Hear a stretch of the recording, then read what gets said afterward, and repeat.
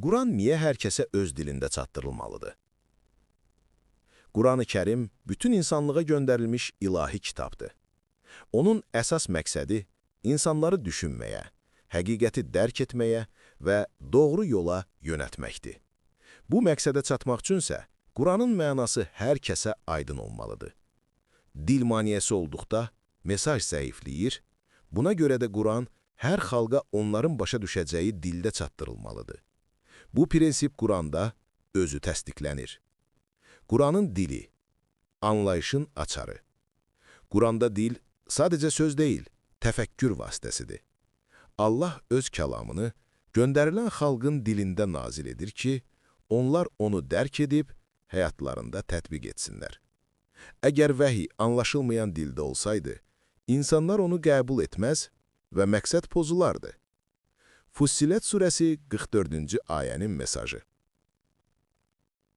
Allah buyurur: Əgər biz onu yad bir dildə Quran etsəydik, onlar deyərdilər, nə üçün onun ayələri müfəssəl izah edilməmişdir? Yad dil və ələb peyğəmbər? De. O, iman gətirənlər üçün doğru yol göstəricisi və şəfadır.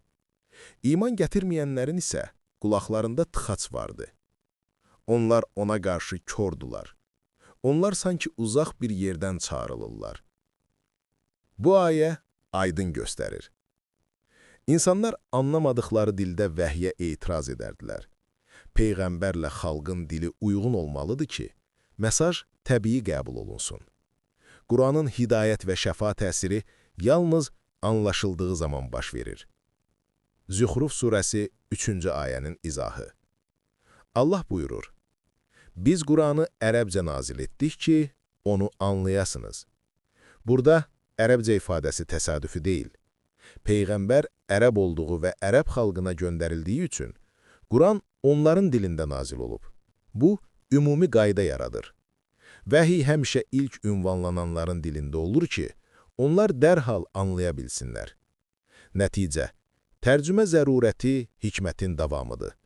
Quranın məqsədi formal oxumaq deyil, dərin anlamaq və iman qurmaqdır. Dil manəsi bu məqsədə əngəlləyir.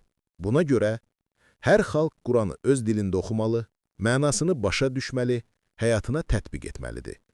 Quranın müxtəlif dillərə tərcüməsi sadəcə köməkçi vasitə deyil, ilahi hikmətin təbii nəticəsidir.